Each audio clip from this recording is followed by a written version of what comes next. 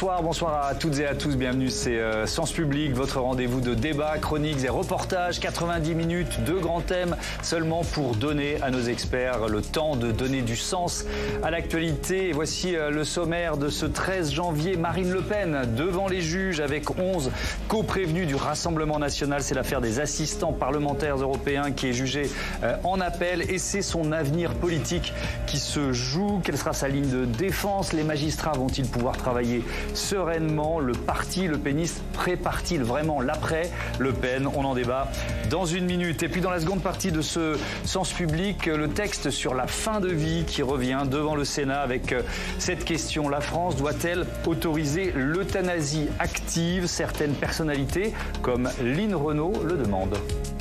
Mourir, d'accord, mais pas souffrir. Souffrir, c'est insupportable. Je l'ai vraiment vu, vécu avec ma famille et c'est insupportable à supporter.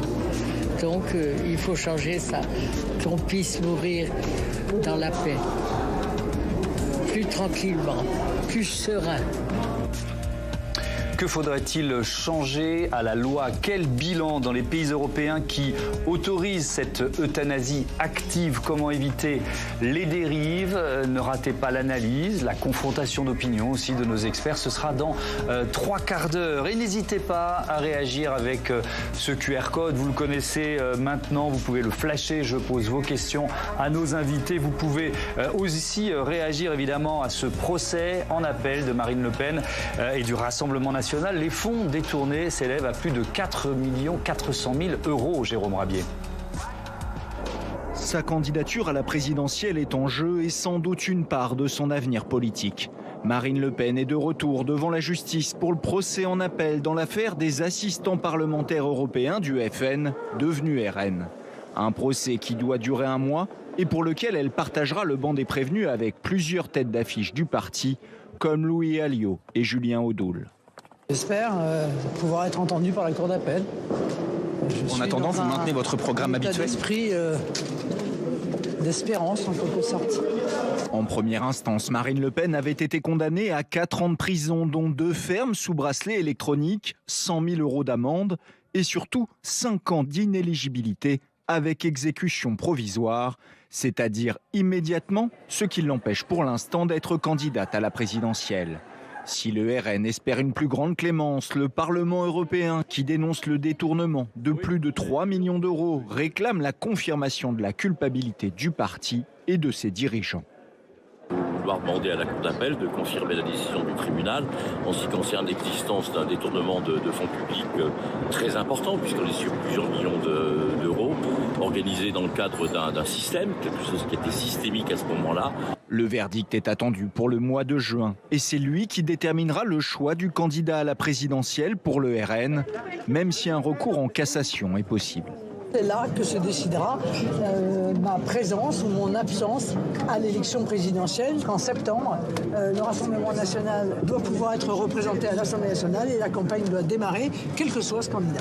Au plus haut dans les sondages, le parti a déjà désigné son remplaçant en cas d'inéligibilité, en la personne de Jordan Bardella, déjà à la tête du parti et qui se prépare chaque jour davantage à reprendre le flambeau, sans pour l'instant vouloir supplanter Marine Le Pen.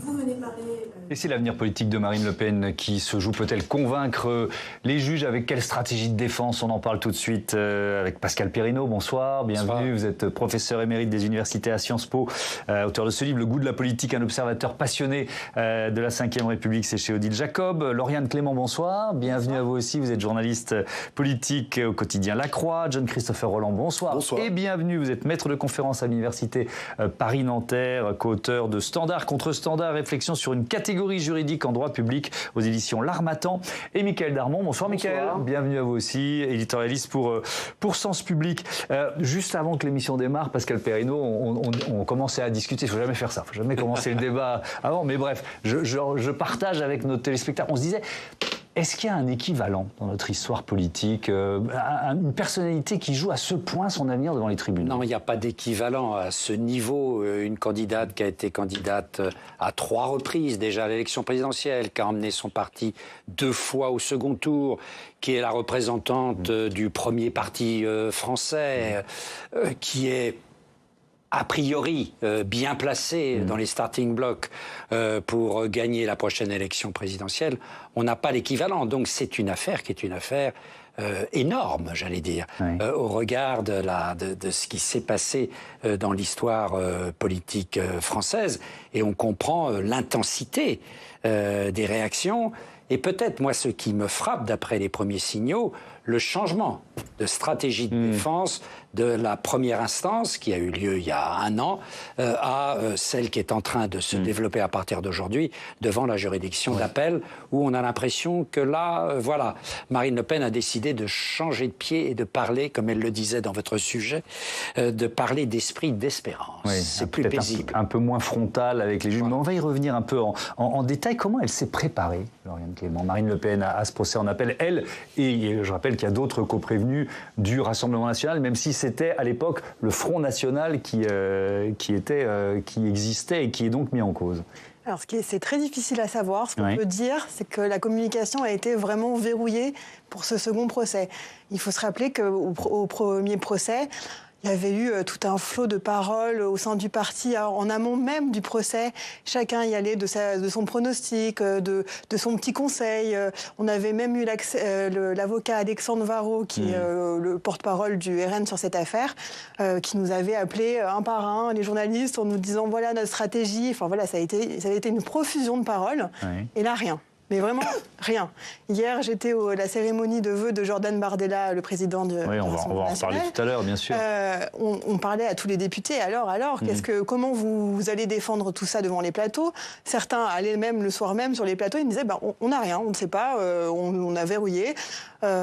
Surtout pas faire une erreur qui pourrait desservir Marine Le Pen. Surtout faire profil bas. Je me rappelle de premier jour de la première audition du premier procès, Marine Le Pen s'était permis de nous faire un off-press en pleine salle d'audience, ce qui est quand même peu courant. Là, elle est arrivée mâchoire serrée, pas un mot pour nous. Voilà, c'est un gros contraste par rapport à la première fois. Et effectivement, en novembre, alors là, on est juste après le réquisitoire. La chef de file du Rassemblement national disait ceci.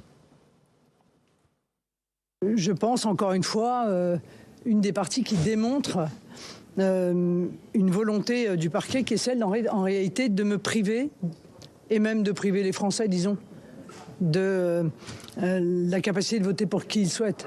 En fait, c'est ça, l'objectif, c'est ça. On sent bien que tout ça avait peu d'intérêt pour le parquet. La seule chose qui intéressait le parquet, c'était Marine Le Pen.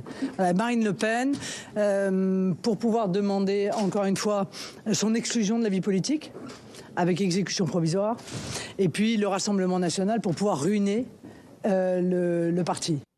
Donc on est au mois de novembre, politisation du dossier très clair. John-Christophe Roland, ça lui avait pas réussi. Elle va pas commettre la même erreur, Marine Le Pen, ça semble évident. Non, parce qu'en fait, elle s'est aperçue qu'il y avait un danger, si vous voulez, à prendre à partie les magistrats. Là, c'était le parquet, c'est le moment du réquisitoire. Elle peut éventuellement suspecter, pourquoi pas, le parquet d'avoir un parti pris, admettons. Mais sur les magistrats du siège, sur les magistrats du fond, elle a effectivement compris qu'il y avait un danger, on fait une sorte de trumpisation si elle continue sur cette voie-là. Et tout à l'heure, vous parliez des vœux, et on voit bien comment on dose, d'ailleurs, même Jordan Bardella, il a parlé de notre procès. Alors que dans celui-là, en plus, il n'est pas impliqué, lui, à titre personnel. Elle a une jurisprudence favorable de ce point de vue-là. C'était Alain Juppé en 2003. Il a été condamné en première instance. Alors évidemment, je suis d'accord avec vous, ce n'était pas du tout la même intensité, puisque on n'était pas dans le rush de la campagne, mais 10 ans d'inéligibilité.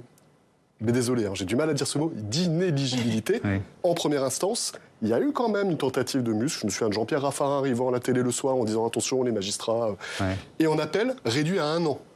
Donc je pense que cette jurisprudence, qui est assez ancienne pour elle, fait qu'elle a changé de stratégie et de braquet quant à la façon qu'elle a de prendre à partie les magistrats. C'est vrai que l'hypothèse autour, Mickaël, de la durée de l'inéligibilité, évidemment, il y a beaucoup de prospectives là, qui sont faites depuis quelques jours, quelques heures.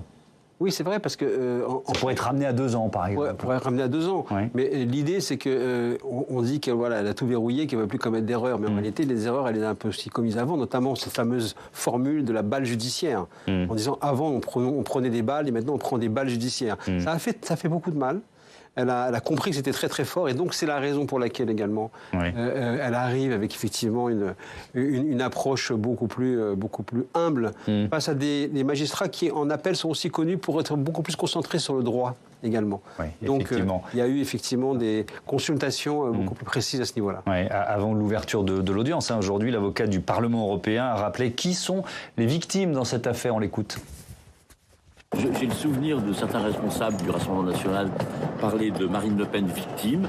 Nous ne trompons pas, la victime, c'est bien le Parlement européen, c'est bien au Parlement européen, donc aux citoyens européens, donc aux citoyens français, auxquels on a détourné et volé plusieurs millions d'euros. Maître Patrick Maisonneuve, c'est vrai que cette dimension du dossier, les millions d'euros détournés, Pascal Perrineau, en fait, elle a été assez vite gommée dans la foulée du jugement du 31 mars, parce qu'il y avait l'inéligibilité, donc on n'en parlait plus de ce... C'est un système de détournement que les magistrats ont détaillé en première instance. Qui avait été mis en place par son père et qui a été prolongé par Marine Le Pen. Il y a même, si vous voulez, des échanges de mails entre les assistants parlementaires, les députés européens, Marine Le Pen, qui sont tout à fait explicites, bien sûr. Le délit est constitué. Et même un des accusés avait dit « Attention, on va dans le mur ». Donc, ça venait... Avec la stratégie de défense de première instance. Avec la réponse, Marine Le Pen le sait. Voilà, Marine Le Pen le sait. Donc, si vous voulez, les faits sont là. Et Marine Le Pen a pu donner l'impression, en effet, qu'il y avait une négation des faits.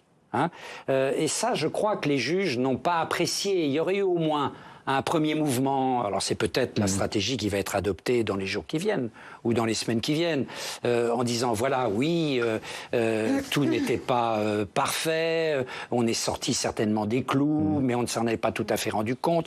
On voyait très bien qu'il pouvait y avoir... On n'était pas les seuls, on va rappeler que d'autres partis ont été épinglés aussi. Avec LFI et le Modem, mais cette négation totale de culpabilité, alors qu'il y a des victimes. Et Patrick Maisonneuve, l'avocat du Parlement européen, le disait très bien. Les victimes, ce sont les citoyens européens, puisque ce détournement, et donc français, puisque ce détournement a été opéré sur des fonds qui sont financés à la fin des fins par les citoyens européens. Oui, effectivement. Mais là, justement, j'étais au procès cet après-midi. Oui, vous avez assisté aux premières audiences. Aux premières audiences.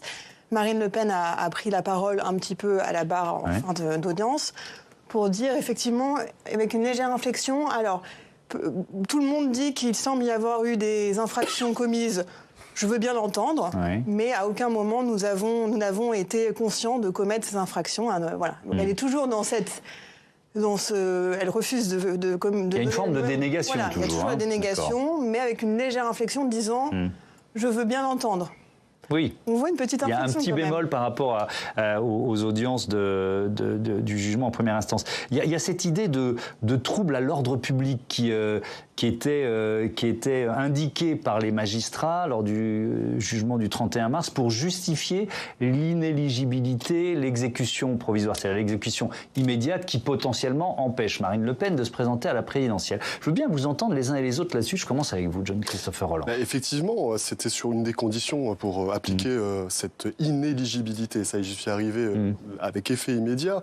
Sur le trouble, là où elle nie un peu ça, c'est... Mais ça veut dire quoi, pardon, vous interromps? Ça veut dire qu'une personnalité politique condamnée, elle peut pas faire campagne à la présidentielle? C'est ce que laissent entendre les magistrats. Non, en tout cas, ils estiment dans leur décision que la gravité de l'infraction qu'ils ont sanctionnée crée un trouble suffisamment important à l'ordre public pour justifier l'application de cette inéligibilité avec effet immédiat.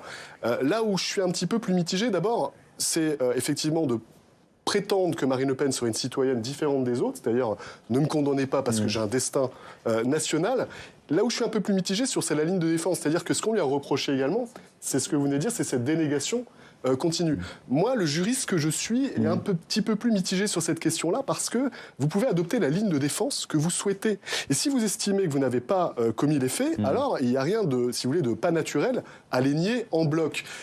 Ça serait quand même compliqué pour un justiciable de se défendre en disant on veut bien amoindrir votre peine si vous commencez à un petit peu à admettre. Moi, sur cet aspect-là, je suis un petit peu plus mitigé. Mais compte tenu de sa place, et compte tenu aussi, il faut le dire, de leur reproche incessant sur l'Union européenne, d'avoir fait du Parlement sa victime, il y a quelque chose effectivement qui est de l'ordre, du trouble à l'ordre public. À votre avis, Pascal Perrineau? Oui, moi je crois que là on peut ouvrir un débat, parce qu'on peut considérer en effet que l'application de la peine d'inéligibilité, 2 ans, donc il reste 1 an, hein, voilà, si c'était ramené... Donc pour l'instant c'est 5 ans, ça pourrait être ramené à 2. Si c'était ramené à 2, voilà. Elle pourrait faire campagne. Elle pourrait faire campagne. Bon, courte campagne, mais elle pourrait faire campagne. Donc là, il y a une marge de manœuvre, parce qu'on peut considérer que 5 ans d'inéligibilité, c'est extrêmement sévère. Hein, et il y a eu un débat, et ce n'étaient pas des gens qui soutenaient particulièrement Marine Le Pen, qui disaient là, on peut avoir un véritable débat, et peut-être que cette sanction, bon, la sanction de prison, la sanction, ce qu'on demande aux partis, et ça n'est pas rien, peu de gens en parlent, mais ça n'est pas rien. Là, voilà, il n'y a pas eu de véritable débat. Mais sur la durée de l'inéligibilité, on peut entamer un véritable débat.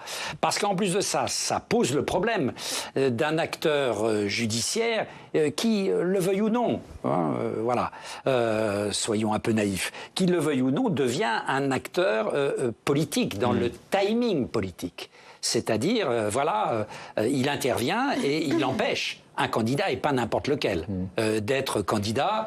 Mais est-ce que ça doit intervenir dans la décision et juge en droit? Ça doit intervenir peut-être, il faut peser, je ne suis pas magistrat, mais il faut peser ça au trébuchet. Hein.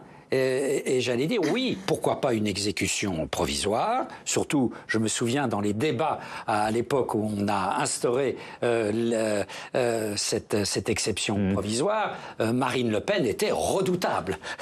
C'était une des plus terribles pour dire oui, on applique tout de suite. Oui, il faut appliquer les décisions et mettre les voyous en prison. Voilà. Mais on aurait pu, et je crois véritablement, moi en tant que citoyen, regardant l'affaire de l'extérieur, regardant les attendus du jugement, c'est pas évident que ces 5 ans aient été nécessaires. Mais il faut quand même bien rappeler. Allez-y, Lauriane et Mickaël, juste après. Les troubles à l'ordre public qui ont justifié la sévérité de la peine, c'est aussi le risque de récidive qui a été motivé par le fait qu'elle nie tous les faits en bloc. Oui, on en revient à la stratégie de défense. Voilà. Ouais. Et dans le débat général que vient d'évoquer Pascal Perrineau, dans le débat général, il y a aussi ce précédent quand même de 2017. C'est-à-dire que l'institution judiciaire a aussi, en tout cas la question est posée, fait en sorte qu'un candidat à l'élection présidentielle, François Fillon, par les actions qui ont été menées, soit empêché d'être candidat. Ça n'est pas la décision de la justice, mais les conséquences. Ouais. En fait, c'est la rapidité de la il y a une différence à justice établir entre... Ce n'est pas la volonté de la justice, mais les conséquences des procédures ont été celles-là.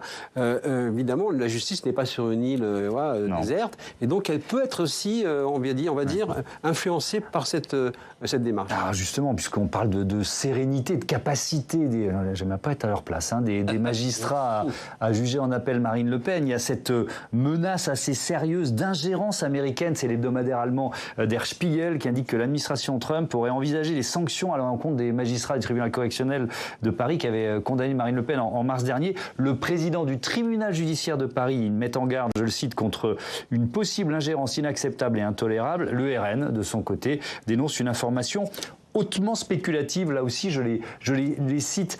Comment les juges de la Cour d'appel peuvent-ils travailler sereinement dans un tel climat, Jean-Christophe? D'abord, c'est ce qu'il faut rappeler, et c'était un peu la même chose pour Nicolas Sarkozy, et pour effectivement la détention immédiate.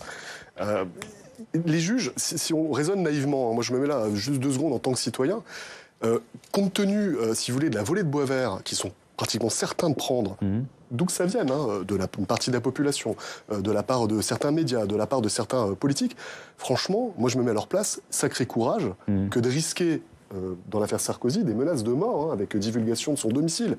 Je me dis quel intérêt ils auraient d'en plus rajouter, si vous voulez, une dimension politique dans leur décision, c'est-à-dire rendre une décision qui ne soit pas totalement fondée en droit, mais plutôt fondée en opportunité ou en opinion. Ils n'ont aucun intérêt, vu la complexité. Et si en plus, il y a une ingérence étrangère, moi, honnêtement, je me dis quand même que ça devient très complexe. Mais je suis d'accord avec vous, mais si on prend la décision en première instance, elle est motivée en droit, ô combien, il n'empêche qu'elle a une dimension politique. Vous voyez ce que je veux dire? Quels que soient les arguments donnés par les magistrats, il y aura une dimension politique. Je vais défendre encore une fois la position des... Enfin, si tant est que j'arrive à le faire plutôt correctement, mais on est en campagne présidentielle, ou en campagne de toute façon tout court en France, depuis surtout le quinquennat. en permanence. Et donc, si vous voulez, quel serait le bon timing pour un magistrat pour rendre une décision? Quand c'était Jacques Chirac, c'était l'affaire Mairie, là, sur la mairie de Paris, on était encore au septennat, c'était son premier septennat, il n'y avait pas encore le quinquennat, et on disait déjà, vous m'handicapez pour mon éventuelle réélection. L'Observatoire Mitterrand en 61, François Fillon en 2017, il n'y a plus de bon moment, il n'y a plus de bon timing pour rendre une décision de justice. Que vous la rendiez en début de mandat, si Marine Le Pen est un jour élue présidente, qu'elle dirait, voilà, vous êtes en train de me contrarier. Il n'y a plus de bon moment, en fait.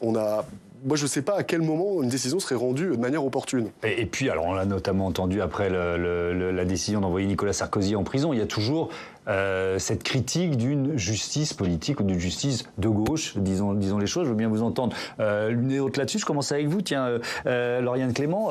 Est-ce que cette petite musique, elle a été, ce que vous me disiez tout à l'heure, elle est pour l'instant mise en sourdine? Elle est mise en sourdine côté RN pour l'instant, mais comment oublier les lendemains de la condamnation de Marine Le Pen, son meeting place Vauban à Paris, début avril, où elle a rassemblé une foule pour critiquer la justice, pour l'accuser d'être partiale, pour vraiment... c'était une tonalité extrêmement dure contre la justice. Il ne faut vraiment pas l'oublier. Donc évidemment, elle est revenue dans une certaine stratégie de la cravate. Peu de temps après, c'était une parenthèse, elle est revenue là-dessus parce qu'elle sait bien qu'il faut qu'elle donne une image lisse de son parti pour pouvoir être élue peut-être. Mais on ne peut pas oublier les saillies qu'elle a sorties à ce moment-là. Oui. Alors, elle peut être en partie justifiée, cette critique, Pascal Perrineau? On sait, oui, peut-être que... le mur des cons, on s'en souvient, il y avait beaucoup de personnalités de droite sur le mur des cons. Je rappelle que des organismes représentatifs importants dans la magistrature sont sortis un peu de leur rôle, c'est le moins qu'on puisse dire, et ont été des acteurs politiques. Mais là, il faut faire attention aussi, il ne faut pas trop personnaliser, d'abord parce que les juges, il n'y a pas un seul juge. Qu'il y ait un juge de gauche, on peut être de gauche et serein dans la décision que l'on prend. Oui, impartial. Bien sûr. Comme on peut être de droite et impartial. Bon, voilà. Mais vous allez voir que si, pardon, je vous interromps, mais si l'inéligibilité est ramenée à 2 ans et que donc Marine Le Pen peut faire campagne, il y aura certainement des voix à gauche jusqu'à LFI pour dire c'est une honte, justice politisée. Bien sûr. Et LFI devrait faire attention parce qu'ils vont y passer eux aussi. Oui, effectivement. Donc, voilà. Bon. Donc, oui, on sait que le centre de gravité de la magistrature, et quand on regarde en particulier les étudiants qui sont à l'École nationale de la magistrature, on a l'impression que le centre de gravité est plutôt à gauche, mais je le répète, on peut être de gauche et impartial, et on sait très bien que dans de nombreux corps de l'État, de la fonction publique aussi, le centre de gravité est plutôt à gauche qu'à droite. Ça n'est pas un scoop, ça n'invalide pas les décisions qui sont prises par ces instances. Alors, vous l'avez dit, il y a d'autres affaires qui concernent LFI, mais aussi le MoDem. On y viendra dans un instant, en dernier tiers de notre débat avec Guillemette Allard. Mais alors, il y a quand même aussi la dimension politique. C'est aussi pour ça que ce procès nous passionne, parce que on ne sait pas à l'instant T qui sera candidat du Rassemblement national à l'élection présidentielle. Hier, vous y étiez, le président du RN, Jordan Bardella, donnait une conférence de presse pour marteler son allégeance à Marine Le Pen. L'une est une femme, l'autre est un homme. L'une est née en 1968, l'autre en 1995. Nous faisons de la politique ensemble. Nous avons évidemment chacun nos personnalités, mais il n'y a pas de différence de ligne politique. Donc j'entends bien que ces prochains mois, ces prochaines semaines, comme c'est le cas depuis un certain nombre de temps, vont donner lieu à un jeu d'essais de différence. Il n'y a pas de différence entre Marine Le Pen et moi. Et encore une fois, je ne suis pas candidat à l'élection présidentielle. Je vais peut-être vous faire un scoop. Monsieur Bardella, je suis candidat au poste de Premier ministre. Je ne suis pas candidat à l'élection présidentielle. Encore une fois, pourquoi une telle déclaration, Mickaël? D'abord parce qu'au RN, on le voit encore là, on est vraiment très très fort en jeu de rôle. Jordan Bardella, avec cette déclaration, il doit rendre honneur et hommage à la triple candidate Marine Le Pen qui va jouer sa survie politique. On l'a compris lors de ce procès en appel. Depuis quelques mois d'ailleurs, elle et ses lieutenants aiment, entre guillemets, afficher une forme de pessimisme quand ils sont dans les confidences, persuadés que la justice se montrera en fait assez sévère, peut-être même encore plus sévère, parce que le dossier est lourd et que l'ambiance judiciaire, comme ils disent, n'est pas bonne. Marine Le Pen, elle s'attend aussi d'ailleurs à être encore inéligible. C'est du moins ce qu'elle laissait entendre jusqu'à la veille du procès. Depuis quelques jours, elle a effectivement changé de braquet, changé de terme, et maintenant, elle exprime un mot qui est effectivement l'espérance. On l'a entendu, une manière de dire effectivement qu'elle espère être, au fond, être inéligible seulement pour 2 ans, ce qui, avec l'effet rétroactif, on l'a compris, prendrait fin, donc fin mars 2027, et pourrait lui permettre d'être candidate. Pour cela, elle a aussi consulté, en toute discrétion, et ça, ce sont nos confrères de la Tribune Dimanche qui l'ont raconté, des ténors du barreau et du droit, comme François Soureau, comme Jacqueline Lafont, qui a défendu Alexandre Benalla, Carlos Ghosn ou encore Nicolas Sarkozy, ce qui laisse effectivement entendre que Marine Le Pen est dans une phase quand même combative à l'abord de ce nouveau procès. Elle a abandonné, on a compris, l'offensive politique. C'est pour ça d'ailleurs qu'elle a donné une consigne à ses troupes. Personne ne vient à l'audience. Personne ne parle. Il n'est pas question, effectivement, de subir un dérapage d'un élu un petit peu trop enthousiaste. Et alors, il y a effectivement cette dimension politique. On voit bien Jordan Bardella qui se prépare, comme si Marine Le Pen avait organisé son propre effacement. C'est surprenant, presque inhabituel. Alors ça, là, on est dans l'énigme Marine Le Pen. Il y a effectivement une forme de fatalisme à côté de cette combativité. Elle doit à la fois montrer qu'elle reste au sommet, au fond des attentions, mais devant la cour, elle doit aussi faire profil bas, comme s'il y avait aussi, parfois on peut le déceler, chez elle, une forme de lassitude qui lui ferait quand même prendre acte d'une forme de sortie donc de la vie politique après 3 campagnes et des sondages qui montrent que le RN est maintenant ancré au cœur de la vie politique française. Elle pourrait aussi avoir le sentiment, au fond, d'une sorte de devoir accompli. Avec une énigme, que fera-t-elle si effectivement elle est amenée à sortir de la course de l'Élysée? Il y a également un constat paradoxal, parce qu'en mettant en scène un remplaçant, en mettant en scène Jordan Bardella, et en montrant effectivement que son parti est au cœur de la vie politique française, eh bien, elle ne peut plus utiliser l'argument du hold-up démocratique par la justice, puisque son parti commence à continuer à fonctionner, continue à avoir un candidat potentiel, mais l'autre paradoxe, c'est que c'est la justice, par sa décision, et c'est les conséquences de sa décision qui va donner le coup d'envoi à l'élection présidentielle. Effectivement, merci beaucoup Mickaël. Juin, donc c'est la date. Alors on n'a pas la date précise, mais ce sera avant l'été. Juin, oui. Ce sera le coup d'envoi. On peut dire ça, Pascal Perrine. Oui, tout le monde l'attend. Vous vous êtes aperçu que depuis de nombreux mois, c'est déjà parti. Oui, mais là, on aura l'acteur majeur du premier parti français. On aura l'acteur majeur, Marine Le Pen, parce que ne vendons pas la peau de l'ours avant de l'avoir tué. Il ne faut pas aller trop vite en besogne. La justice peut changer en appel, et donc on peut avoir un retour de Marine Le Pen. Si tel n'est pas le cas, en effet, voilà, le RN s'est organisé, on aura ce jeune président qui sera candidat, et qui d'autre part, mais attention, ce sont des sondages d'opinion, d'intention de vote, qui pour l'instant semblent peser autant, et même parfois légèrement plus que la présidente. Mais on est dans le même niveau. Donc, apparemment, pour le RN, il n'y a pas de coût électoral et de coût politique à la disparition de Marine LePen. Mais attention, on est à 500 jours de l'élection présidentielle. Et on est encore dans une candidature un peu virtuelle. Le sondage auquel je fais attention, c'est celui de Verian, je crois, qui donne Jordan Bardella vainqueur. Tout à fait. Et ce que l'on mesure, ce sont des opinions. Ce ne sont même pas des intentions de vote réellement, et encore moins des votes, bien sûr. Ce sont des opinions, et beaucoup de Français se disent, bon, ben voilà, ce jeune président qui présente bien, bon, pourquoi pas avoir une opinion plutôt positive de cet individu. Mais comme vous le dites, là va s'ouvrir, à partir de l'été prochain, une campagne présidentielle, c'est toujours d'une violence redoutable, c'est extrêmement dur, et on peut tomber dans une élection présidentielle. On y reviendra, si vous voulez bien, sur les écueils qui attendraient un jeune Jordan Bardella, première candidature présidentielle. Tout ça est évidemment au conditionnel, mais si on revient à l'instant T, Alain Clément, est-ce que le RN, parce qu'il y a l'affichage, on a vu cette conférence de presse hier, pas une feuille de papier à cigarette, grosso modo, entre Marine Le Pen et Jordan Bardella, c'est ce qu'il dit, mais est-ce qu'il y a quelque chose qui travaille de l'intérieur, le parti, une concurrence entre les pro-Bardella ou les pro-Le Pen? Oui, moi j'ai vraiment vu un changement depuis 1 an au sein du parti. Il y a 1 an, j'aurais trouvé absolument personne au sein du parti pour me dire oui, Jordan Bardella, ça serait peut-être un meilleur candidat que Marine Le Pen. Non, c'était Marine Le Pen, ça sera notre candidate naturelle. Jordan Bardella, c'est un atout, elle-même l'a dit, mais il est un peu trop jeune, ça sera plus tard. Aujourd'hui, on n'a plus du tout le même discours. Aujourd'hui, le discours, c'est chacun a ses atouts. En gros, on sera content que ce soit Jordan Bardella ou Marine Le Pen. Ça c'est le discours qui sort. Moi, je pense que, évidemment, c'est Marine Le Pen qui a mis Jordan Bardella sur les rails, mais sa notoriété, je pense, l'a dépassée. Sa popularité l'a dépassée elle-même. Quand même, ces 2 derniers sondages qui sont sortis, dont on parlait, celui fin novembre, qui le donnait vainqueur contre n'importe quel candidat au second tour de la présidentielle, ça c'était quand même inédit.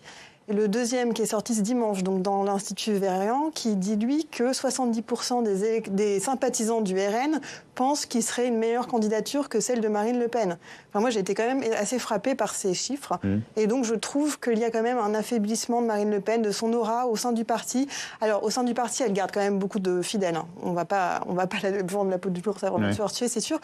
Mais à l'extérieur du parti, Jordan Bardella a pris une telle place au niveau médiatique, politique, que oui, elle est affaiblie et sa stratégie là, effectivement de faire profil bas, de ne pas appeler à la mobilisation de ses troupes, ça l'affaiblit aussi d'une certaine manière. C'est à double tranchant. Comment vous l'analysez, John Christopher Orlan ? Ça peut se retourner assez vite, c'est ce qu'on est en train de décrire. Surtout que pour l'instant, on est un peu dans la phase slogan, vernis. Et force est de constater que Jordan Bardella est plutôt bon. Hein. Il maîtrise les réseaux sociaux, il maîtrise un peu l'image. Il n'y a pas de problème. En revanche, là où ça va devenir un peu plus compliqué, je rejoins ce qui a été dit, c'est qu'on va rentrer petit à petit dans le vif du sujet, dans la technicité de la campagne. Et d'abord, Marine Le Pen, il faut le reconnaître, 3 campagnes électorales à son actif. Elle devient une routière hein, quand même. On a d'ailleurs vu comment elle a progressé dans les débats entre 2017, où c'était calamiteux, et 2022, où elle était en posture. En tout cas, on a vu qu'elle avait progressé.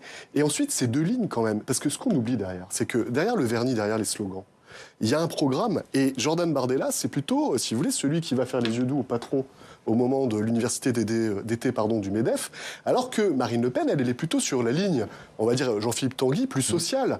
Comment ils vont gérer, si vous voulez, cette contradiction ? Alors on sait que c'est un parti attrape-tout, donc forcément, il n'y a pas de surprise à ce que ce soit paradoxal, mais je ne suis pas certain que le Jordan Bardella, en campagne, avec un programme économique, plaise à ce moment-là tout autant à un électorat dans le besoin et financièrement parfois en difficulté. Oui, mais enfin, c'est pas le Parti socialiste et c'est courant non plus. Vous voyez ce que je veux dire ? On est dans un parti qui a peut-être quand même l'habitude de se mettre derrière le chef. Oui, mais sauf qu'il y a eu une inflexion entre Jean-Marie Le Pen et Marine Le Pen où elle a eu ce virage prétendu, hein, sans doute, social très fort, avec plus de pouvoir d'achat, la retraite à 60 ans. Enfin, ils avaient des positions qui ressemblaient de... S'il n'y avait pas si vous voulez, ce côté attrape-tout. Mais, et ça, on voit bien la distinction entre Jordan Bardella, qui est un peu plus dans la tendance libérale économique, que celle de Marine Le Pen, qui, est-ce qu'elle le pense ou pas, est plutôt dans une dimension classe sociale. Michael ? Pour prolonger sur, effectivement, le risque de concurrence, et en tout cas la concurrence actuelle, on récupère quand même dès aujourd'hui, quelques confidences du côté des marinistes pour dire que si c'est Jordan Bardella qui est candidat, ils n'iront pas. Et on n'est pas à l'abri d'un mouvement très fort. C'est-à-dire que si effectivement Jordan Bardella prend la place du candidat pour le RN, ça va être un séisme politique, mais d'abord un séisme interne, qui ne sera pas un remplacement poste pour poste et qui va déclencher énormément de débats et de réactions, y compris un grand débat sur faut-il faire l'union des droites, parce que beaucoup à droite vont dire il faut quand même aller entourer, encadrer ce jeune homme qui n'a pas beaucoup d'expérience. On a entendu déjà beaucoup de responsables à droite pointer et marteler jour après jour son inexpérience, et il va se passer beaucoup de choses si c'est lui qui devient le candidat du RN. Bon, un mot là-dessus, ensuite on parle des autres affaires. Vous savez, le Front National devenu RN nous a habitués à des turbulences internes extrêmement fortes. Donc, contrairement à ce que je disais tout à l'heure, il y a des courants. Non, vous avez raison. C'est pas organisé comme le Parti socialiste où chacun pèse ce qu'il a pesé au dernier congrès, etc. Bon, on a fait de multiples émissions là-dessus. Certes. On est dans un autre univers. Mais, comment dire, les conflits internes, les différences de lignes sur des dossiers importants comme la retraite, sur la nécessité ou non de mettre purement en avant les thèmes régaliens ou non, sur l'aspect social et économique. Les différences sont réelles, ça n'est pas un univers homogène. Oui, il y a une époque, c'était rester ou sortir de l'Europe, par exemple, Frexit ou pas. Quoi. Et voilà, Frexit ou pas, souvenons-nous du conflit avec Philippot, souvenons-nous avant du conflit. Florian Philippot, qui est celui qui a mis le pied à l'étrier, ne l'oublions jamais, à Jordan Bardella, c'est le premier à lui avoir donné sa chance. C'était lui qui était le porte-serviette, quelque part, hein, de M. Philippot. N'oublions pas, avant Bruno Maigret et la scission redoutable qui a fait éclater dans les années 1999 le Front National à l'époque. Donc on peut avoir, oui, des turbulences réelles parce que, si vous voulez, il ne faut pas oublier que ce parti qui a été créé en 1972 par Jean-Marie Le Pen, c'est un parti aussi des Le Pen. Hein, oui, il y a le côté clan familial. C'est une entreprise familiale. Là, le départ, si c'est le cas, le départ de Marine Le Pen et l'arrivée, j'allais dire, du petit nouveau, ça va créer un trouble par rapport à ce que beaucoup de dirigeants et beaucoup de militants avaient pris comme étant une habitude. C'est une entreprise Le Pen. Alors, on l'a dit, il y a d'autres affaires du même acabit, pas tout à fait en termes de montant, qui concernent deux autres partis politiques, le MoDem et la France Insoumise, ou en tout cas l'ancêtre de la France Insoumise. C'est Guillemette Allard qui va nous raconter tout ça tout de suite. Bonsoir Guillemette, bienvenue à vous, bienvenue dans Sens Public pour cette première chronique. Marine Le Pen n'est donc pas la seule dirigeante visée par ces enquêtes qui portent sur des soupçons d'emploi fictif d'assistants parlementaires européens. En effet, c'est aussi le cas de François Bayrou et de Jean-Luc Mélenchon. Alors en ce qui concerne le MoDem, le parquet de Paris avait ouvert une enquête préliminaire en juin 2017. Il soupçonnait des assistants parlementaires européens d'avoir en réalité travaillé pour le parti et le préjudice estimé s'élevait à 250 000 €. Le procès a lieu à l'automne 2023. Le tribunal estime alors qu'il est très probable que plusieurs des prévenus ont agi en ayant, sinon obtenu l'autorisation de François Bayrou, du moins en l'ayant informé, mais aucune preuve n'ayant été rapportée. François Bayrou est relaxé au bénéfice du doute le 5 février 2024. Ce n'est pas le cas d'autres élus et cadres du parti. 5 ex-eurodéputés, 2 cadres et un assistant parlementaire sont condamnés, tout comme l'UDF et le MoDem en tant que personne morale. Au total, 3 relaxes, dont celle de François Bayrou, sont prononcées. Le parquet fait appel, mais depuis rien, et ça fait presque 2 ans. 2 ans, est-ce que c'est un délai anormalement long? Alors, c'est vrai que ça peut interroger, surtout quand on voit comme le procès de Marine Le Pen a été mis en haut de la pile, mais en réalité, le délai pour un procès en appel peut aller de 1 à 3 ans en fonction de la gravité de l'affaire. Alors, le procès avait un temps été prévu pour l'automne 2024, mais il aurait été remplacé par celui de Nicolas Sarkozy sur l'affaire du financement libyen de la campagne de 2007. Il aurait ensuite pu se tenir en 2025, mais pas besoin de consignes de temporisation. Personne ne tient à juger un Premier ministre en exercice. La démission de François Bayrou en septembre dernier aurait pu relancer le calendrier, mais l'un de ses avocats, Maître Mario Sasi, précise qu'aucune convocation n'a été reçue. Il estime que le procès pourrait se tenir à la fin de l'année 2026. Et puis il y a donc aussi une enquête qui concerne la France Insoumise. Alors il s'agit d'une enquête qui vise le parti de gauche, un parti fondé par Jean-Luc Mélenchon en 2008 et qui est donc l'ancêtre en quelque sorte de la France Insoumise. Le parti de gauche est donc visé depuis 2018 par une information judiciaire pour des soupçons de détournement de fonds publics et d'abus de confiance. Une perquisition houleuse, on s'en souvient, avait eu lieu la même année au siège de LFI. Dans un rapport rendu en 2021, eh bien, l'Office européen de lutte antifraude pointait effectivement des manquements, je cite, et des irrégularités concernant le travail de 2 assistants parlementaires de Jean-Luc Mélenchon au Parlement européen pour un préjudice évalué à plus de 500 000 €. Mais depuis, la procédure semble avoir été mise sur pause. Ces 2 ex-assistants parlementaires ont été placés sous le statut intermédiaire de témoins assistés en 2022. Mais pour l'instant, il n'y a aucune mise en examen. Et de son côté, l'avocate de LFI dénonce une instruction, je cite, à l'arrêt. Merci beaucoup pour toutes ces informations, Guillemette. Ce qui frappe peut-être, Lauriane Clément, pour démarrer, c'est la différence de préjudice. On parle de 250 000, on parle de 500 000 €. Pour le Rassemblement national, c'est entre 3 et 4 millions d'euros. C'est pas les mêmes sommes. Quoi. Ouais. Oui, c'est ce que j'allais vous dire. Effectivement, c'est vraiment les sommes en jeu qui changent. Donc c'est la systémisation, le fait d'avoir mis en place un système. C'est ce que reprochent les juges. C'est le système, effectivement, où c'était carrément des assistants parlementaires qui étaient mutualisés d'un eurodéputé à l'autre pour essayer d'aller jusqu'au bout de chaque enveloppe attribuée. Enfin, il y avait vraiment l'idée de se faire de l'argent sur le dos du Parlement européen. C'est ça qui change. Si on se place du côté des militants ou des sympathisants du Rassemblement national, en écoutant Guillemette Allard, ils peuvent se dire il y a 2 poids 2 mesures, non?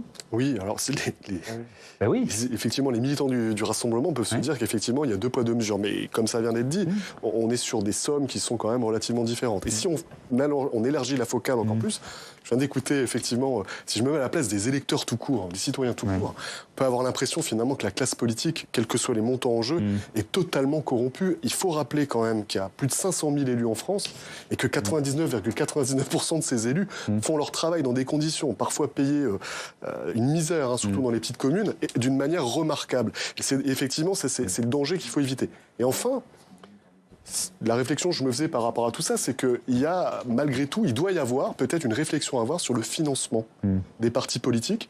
On le sait, le Rassemblement national a longtemps mis en avant que les banques, par exemple, refusaient de leur prêter de l'argent, mais d'autres partis, avec une moindre implantation, ont d'autres difficultés. Ça coûte très cher une campagne électorale, et les règles de financement sont devenues extrêmement dures et rigides. Peut-être faudrait engager une vraie réflexion, cette fois, sur le financement de la vie démocratique. C'était une proposition de François Bayrou sur la Banque de la démocratie. La Banque de la démocratie, c'est vrai. Alors, on a vu plusieurs de vos questions s'afficher.